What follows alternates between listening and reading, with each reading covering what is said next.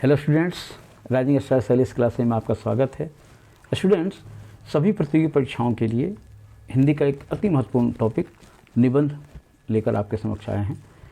निबंध न केवल सभी प्रतियोगी परीक्षाओं बल्कि जितने भी बोर्ड के एग्ज़ाम होते हैं, चाहे वो यूपी बोर्ड हों, बिहार बोर्ड हों या अन्य बोर्ड हों, सब में प्रमुखता से ये प्रश्न पूछे जाते हैं। उसी को ध्यान में रखते हुए मैंने ये वीडियो बनाना प्रारंभ किया, क्योंकि कई बच्चों की मांग भी थी कि सर आप एक निबंध पे वीडियो ज़रूर बनाएं, तो उसी को ध्यान में रखते हुए मैंने ये वीडियोस बनाया है। स्टूडेंट्स, 2-3 बातें हैं इसमें हमें ध्यान रखनी है कि निबंध हर परीक्षा में लगभग पूछा ही जाता है और कुछ ऐसे टॉपिक्स होते हैं जिस पे अक्सर निबंध पूछे जाते हैं, तो उन्हीं को ध्यान में रखते हुए मैंने काफ़ी रिसर्च किया और 3 महत्वपूर्ण टॉपिकों को मैंने यहाँ आपके समक्ष रखा है। आप देख सकते हैं कि 3 स्लाइड्स हैं और 3 स्लाइड्स में आप देख सकते हैं कि पहले स्लाइड्स में मैंने दिखाया है कि परीक्षा में निबंध कैसे लिखें, है ना। उसके बाद रूपरेखा कैसे तैयार करें, फिर 8 सबसे महत्वपूर्ण निबंध। मैंने ये प्रयास किया है कि वैसे निबंध जो लगभग हर बार हर प्रतियोगी परीक्षाओं में, हर बोर्डों में ये निबंध पूछे जाते रहे हैं, उन्हीं निबंधों को मैंने निचोड़ के तौर पे आपके सामने प्रस्तुत किया है और उसको मैं समझाने का भी प्रयास करूँगा। और मेरा दावा है कि अगर आप ये सारे निबंध अगर एक बार समझ लें तो कोई भी परीक्षा हो, उस परीक्षा में आप इस निबंध को बेहतर तरीके से लिख पाएंगे। तो आप देख सकते हैं कि इसमें 4 स्लाइड्स हैं। पहले स्लाइड्स में मैं देख सकता हूँ कि हम देख सकते हैं कि परीक्षा में निबंध कैसे लिखें, रूपरेखा कैसे तैयार करें और सबसे महत्वपूर्ण 8 सबसे महत्वपूर्ण निबंध। इन 3 टॉपिकों पर चर्चा करेंगे। दूसरे स्लाइड्स में हम देख सकते हैं कि परीक्षा में निबंध कैसे लिखें, है ना। तो परीक्षा में निबंध कैसे लिखें, उसकी जो 5-6 महत्वपूर्ण बातें हैं, उन बातों पे हम चर्चा करेंगे।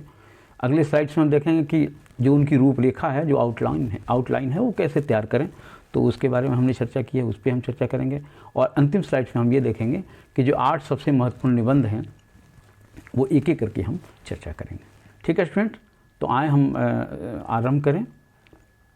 सबसे पहले हम देखें कि ये हम देख सकते हैं कि परीक्षा में निबंध कैसे लिखें, है ना। पहला जो है परीक्षा में निबंध कैसे लिखें, तो ये सबसे महत्वपूर्ण टॉपिक है, क्योंकि कई बार होता क्या है स्टूडेंट्स कि निबंध हमारे सामने 5 या 6 के रूप में विकल्प में होते हैं, लेकिन हम ये समझ नहीं पाते कि निबंध लिखें कैसे, कौन कौन से ऐसे आधार होंगे जिन आधारों पे हम उस निबंध को लिखें। तो ये निबंध कैसे लिखें, इस बारे में हम विशद चर्चा करेंगे अगले पेज पे, तो उसको हम देखेंगे यहाँ। दूसरी जो महत्वपूर्ण बात है वो ये है कि इसकी रूपरेखा कैसे तैयार करें, यानी इसकी आउटलाइन। कोई भी निबंध अगर आपको लिखना है तो ये ज़रूर ध्यान रखना है कि उसकी एक रूपरेखा होनी चाहिए, यानी हमारे सामने वो सारी बातें स्पष्ट होनी चाहिए कि किन किन बिंदुओं के अनुसार हमें उस निबंध को लिखने हैं, यानी बिंदुवार, तो उसे हम आउटलाइन कहते हैं। तो उसकी भी चर्चा हम अगले पेज में करेंगे। और अंत में हम ये देखेंगे, तीसरी महत्वपूर्ण बिंदु वो ये कि 8 सबसे महत्वपूर्ण निबंध, यानी हम ये चर्चा करेंगे कि लगभग जितने भी आज तक प्रतियोगी परीक्षाएं हुई हैं और बोर्ड की जो परीक्षाएं हुई हों, चाहे यूपी बोर्ड हो, बिहार बोर्ड हो, उनमें मैंने ये देखा है कि कुछ ऐसे निबंध हैं जो कॉमन हैं, जो बार बार पूछे जाते हैं। तो उन्हीं निबंधों को लेकर हम उनका जो निचोड़ है, उनके जो 8 सबसे महत्वपूर्ण निबंध हैं, उन निबंधों को आपके सामने रखेंगे। और मेरा प्रयास है कि आप अगर उन सारे निबंधों को देख लें सही तरीके से, तो लगभग आपके हर कोई ना कोई निबंध इसमें ज़रूर आएंगे और आप बेहतर तरीके से परीक्षा को दे पाएंगे। ठीक है स्टूडेंट्स, तो हम देख सकते हैं कि हमें चर्चाएं किस पे करनी है, 3 टॉपिक पे करनी है। कौन कौन सी टॉपिक है? पहली टॉपिक है कि परीक्षा में निबंध कैसे लिखें। दूसरी टॉपिक है उसका जो आउटलाइन है उसकी कैसे उसे तैयार करें। और तीसरा जो सबसे महत्वपूर्ण बात है वो है सबसे महत्वपूर्ण जो 8 निबंध है वो कौन कौन है। ठीक है स्टूडेंट्स, तो आए हम अगले स्लाइड्स पे आएँ ज़रा। अगला स्लाइड्स है, हम देख सकते हैं कि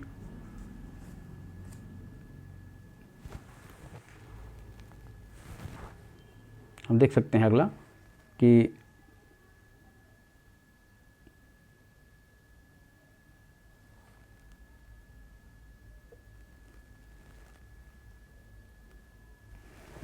परीक्षा में निबंध कैसे लिखें, है ना। तो ये एक महत्वपूर्ण टॉपिक है जिसकी चर्चा हमें करनी ज़रूरी है, क्योंकि कई बार होता क्या है कि परीक्षा में हमें निबंध तो लिखने हैं, लेकिन कैसे लिखने हैं ये हमें जानकारी नहीं होती है।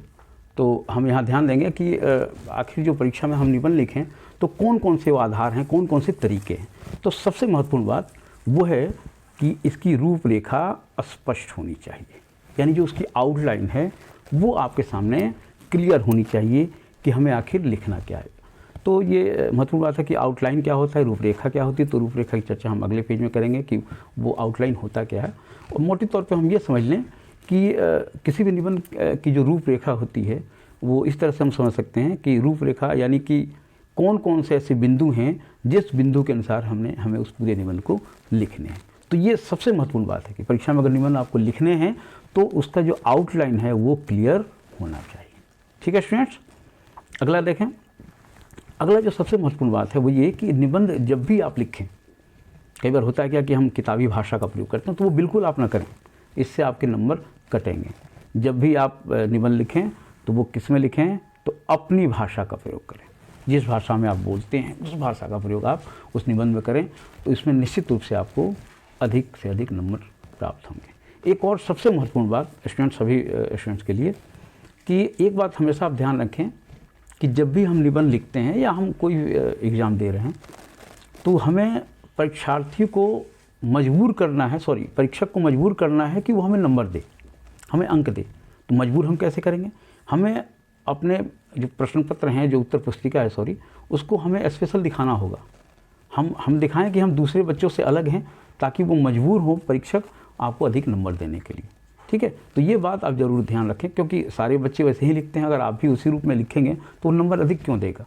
तो कहने का अर्थ ये कि आप कभी भी किताबी भाषा का प्रयोग न करें। ठीक है, यानी वहाँ अपनी भाषा का प्रयोग करें, जिस भाषा में आप बात करते हैं सामान्य सी भाषा, उसी भाषा का प्रयोग करें, तभी वो निबंध अच्छी निबंध होगी। ठीक है स्टूडेंट्स, तीसरी महत्वपूर्ण बात देखें।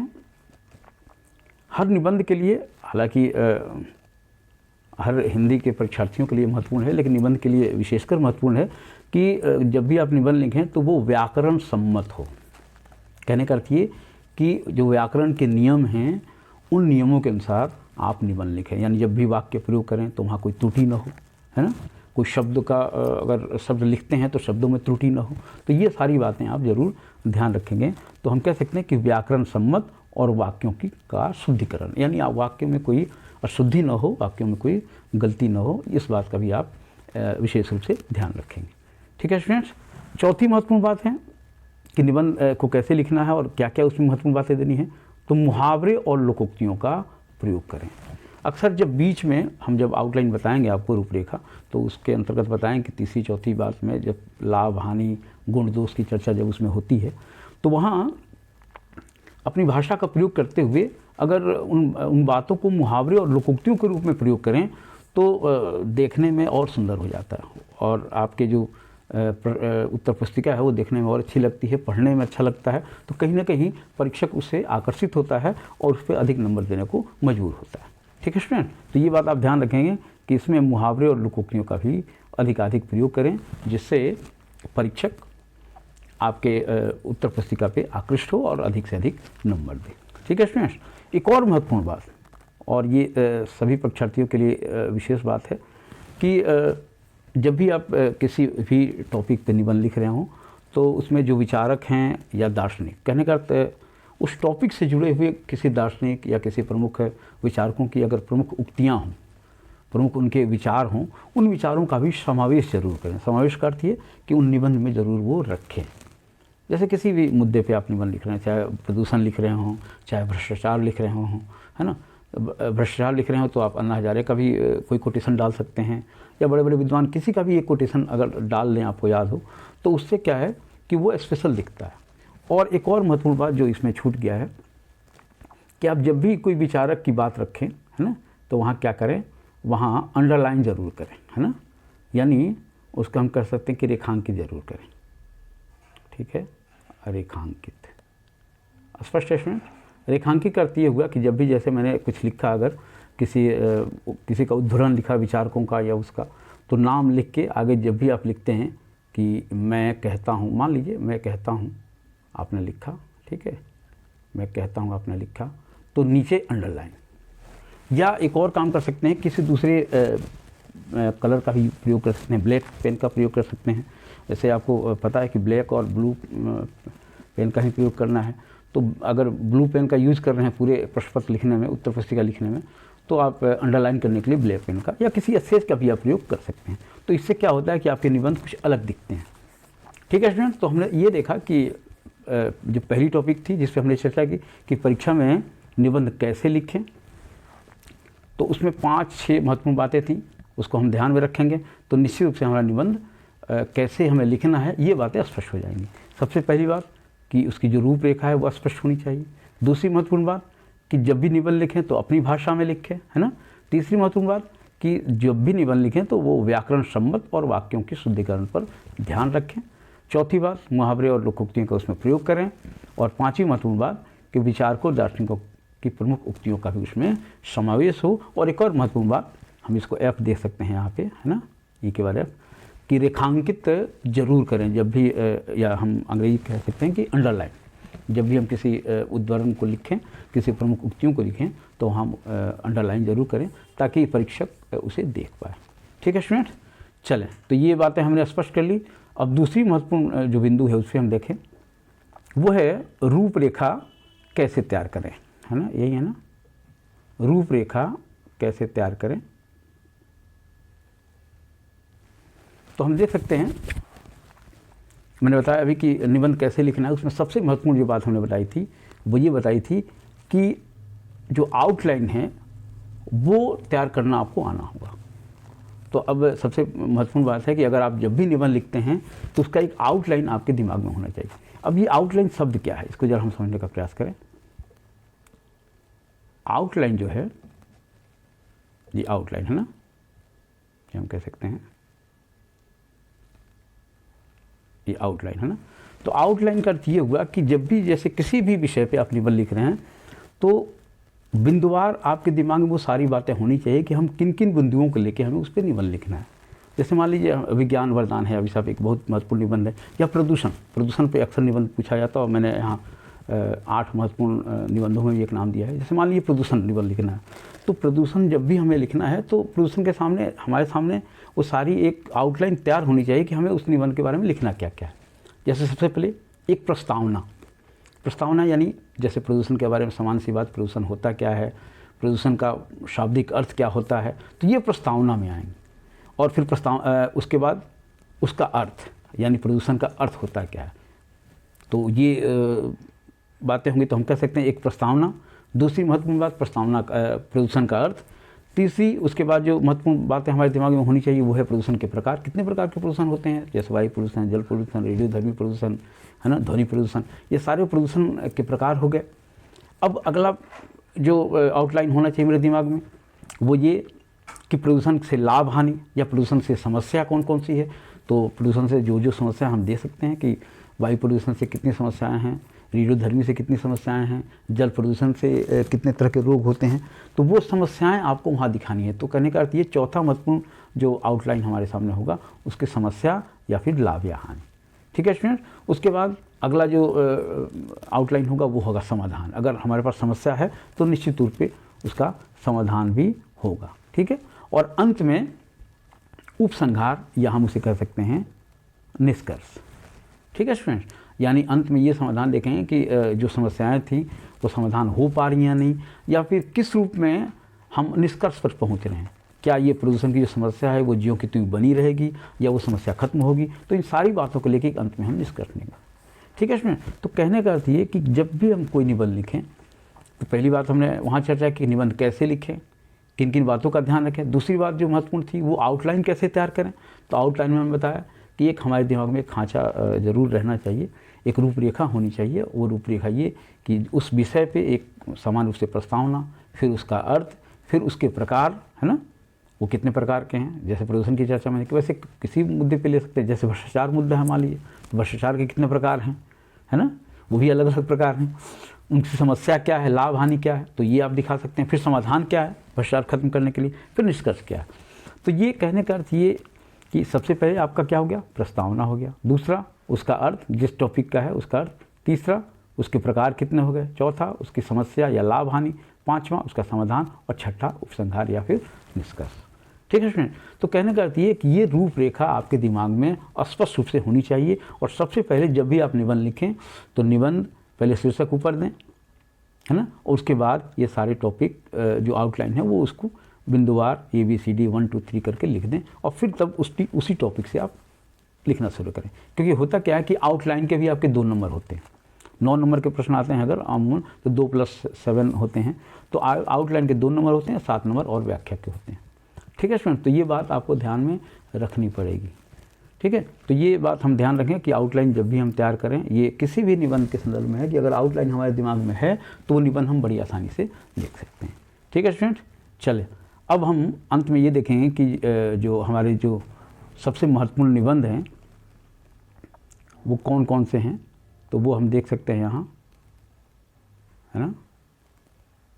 सबसे महत्वपूर्ण जो निबंध है, जो मैंने अभी चर्चा की, 8 सबसे महत्वपूर्ण निबंध। ठीक है स्टूडेंट, तो ये एक बात मैं आपको बता दूँ स्टूडेंट कि ये जो 8 निबंध आपके सामने हमने दिए हैं, ये एक निचोड़ है। एक लगभग मैंने काफ़ी मेहनत की है और ये पाया है कि जितने भी आज तक जो प्रतियोगी परीक्षाएँ हुई हैं या जितने भी एग्ज़ाम्स हुए हैं, चाहे बोर्डों के UP बोर्ड हुए चाहे बिहार बोर्ड, उनमें लगभग ये घूम चक्कर काट के यही निबंध आते हैं, इन्हीं में से आते हैं। तो अगर मेरा दावा है कि अगर ये 8 निबंध आपने अगर सही तरीके से पढ़ लिए, समझ लिए, तो आपके कोई भी एग्ज़ाम इससे अधूरे नहीं होंगे, छूटेंगे नहीं, बल्कि हर एग्ज़ाम में एक प्रश्न जरूर आएगा। तो बेटा आप लोग ध्यान रखना, इस सारे निबंध को एक बार ज़रूर देख लेना, और आप देख लोगे तो निश्चित है कि आपके उस निबंध में पूरे नंबर मिल जाएंगे। ठीक है स्टूडेंट्स, आए देखें जरा। सबसे पहला जो और महत्वपूर्ण निबंध है वो है प्रदूषण की समस्या और समाधान। क्या है? प्रदूषण की समस्या तथा समाधान। ये सबसे महत्वपूर्ण निबंध है स्टूडेंट्स, और ये अक्सर प्रतियोगी परीक्षाओं में पूछा जाता है और UP बोर्ड वगैरह में पूछा जाता है। तो इस पर आप आंख बंद करके तैयारी कर लेना। इस पर कैसे लिखना है उसकी चर्चा मैं कर चुका हूँ। एक तो निबंध कैसे लिखें उस पर चर्चा मैंने की कि क्या क्या चीज़ें, किन बातों को ध्यान में रखना है। दूसरी महत्वपूर्ण बात, जो आउटलाइन है वो सबसे पहले क्लियर होनी चाहिए। वो अगर वो क्लियर है तो आप कोई भी निबंध बड़ी आसानी से लिख सकते हो। तो प्रदूषण की समस्या समाधान मैंने बता दिया कि उससे पहले आउटलाइन बना लें। जैसे मैंने बताया था कि प्रदूषण, उसके अर्थ, है ना, उसके प्रकार, फिर उसके लाभ हानि, फिर उसके समाधान यानी समस्या के बाद समाधान, और फिर अंत में उपसंहार। ठीक उसी रूप में दूसरा एक महत्वपूर्ण निबंध है, वो है भ्रष्टाचार एक अभिशाप। ये काफ़ी महत्वपूर्ण मुद्दा है और भारत के लिए तो एक सबसे महत्वपूर्ण मुद्दा है ही। तो इस विषय पे भी आप देख लेंगे ज़रूर कि ये निबंध भी आने की संभावना है। इस पर भी उसी रूप में लिख लेंगे, है ना। तीसरी महत्वपूर्ण बात जो अभी चल रही थी, कोरोना महामारी, बचाव के उपाय, या इससे जुड़ा हुआ लॉकडाउन भी विषय आ सकता है। तो इस निबंध को भी आप देख लेंगे, कोरोना महामारी की समस्या को लेके, है ना। चौथा, ये भी अक्सर निबंध पूछा जाता है, विज्ञान वरदान या अभिशाप। इस पर भी आप लिख सकते हैं विज्ञान वरदान या अभिशाप। तो सबसे पहले प्रस्तावना में विज्ञान के बारे में आप लिख सकते हैं, विशेष ज्ञान क्या है, विज्ञान है क्या, उसके बारे में, है ना। और फिर विज्ञान के प्रकार आप लिख सकते हैं, कितने प्रकार के विज्ञान हैं, विज्ञान की शाखाएँ लिख सकते हैं। वरदान या अभिशाप में आप लिख सकते हैं उसके लाभ हानि, विज्ञान में लाभ क्या है, हानि क्या है, फिर उसके समाधान क्या हैं, अंत में उपसंहार क्या है। तो एक सबसे अच्छा एक उदाहरण मैं अक्सर देता हूँ विज्ञान वरदान या अभिशाप। एक माचिस की तिल्ली है जो विज्ञान का आविष्कार है, हम सभी जानते हैं, और उससे हम भोजन भी बनाते हैं और उससे हम घर में आग भी लगाते हैं, है ना। तो विज्ञान कहने का अर्थ वरदान है अभिशाप हमारे उपयोग के ऊपर निर्भर करता है। अगर सही उपयोग करेंगे तो हमारे लिए लाभदायक है, यानी वो खाना पका रहा, और गलत उपयोग करते हैं तो हमारे घर को जलाने का भी काम करता है। खैर ये सारी बातें आप उस टॉपिक में लिख सकते हैं। आतंकवाद कारण तथा समाधान, ये भी बहुत बड़ी समस्या रही है और अक्सर हर प्रतियोगी परीक्षाओं में और बोर्ड के परीक्षाओं में पूछा जाता है। इस टॉपिक को भी स्टूडेंट्स आप लोग ध्यान रखेंगे। जनसंख्या वृद्धि एक सबसे बड़ी समस्या रही है हमेशा से, और इस टॉपिक पे भी अक्सर प्रश्न पूछे जाते रहे हैं। अक्सर निबंध इस विषय पे भी आते हैं। महंगाई, ये एक जानते हैं जैसे भ्रष्टाचार एक अभिशाप है, वैसे ही भारत के लिए ये भी अभिशाप ही है, कह सकते हैं। महंगाई की समस्या तथा समाधान, अभी महंगाई किस कदर चरम पे है उस विषय पे हम सभी जानते हैं, तो इस विषय पे भी लिख सकते हैं। और अंतिम है मेरे प्रिय कवि या लेखक। इसमें कोई भी आपका जो प्रिय कवि हो, चाहे महाकवि गोस्वामी तुलसीदास हों, प्रेमचंद हों, भारतेंद्र हरिश्चंद्र, कोई एक जरूर आप ध्यान में रखेंगे और उसी के हिसाब से इसको निबंध को लिख सकते हैं।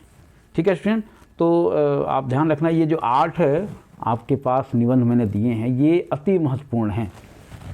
इसको आप याद कर लो। मेरा दावा है कि आपके पूरे जो परीक्षा है वो में ये एक निबंध ज़रूर फंसेगा।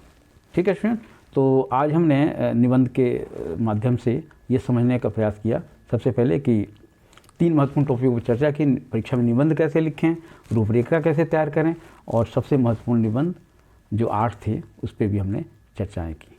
ठीक है स्टूडेंट्स, हमें भरोसा है कि आपको जब अगला कोई भी निबंध लिखें तो आप बेहतर तरीके से लिख पाएंगे और एग्ज़ाम में आप लगभग 100% नंबर प्राप्त करेंगे। ठीक है, ओके, थैंक यू।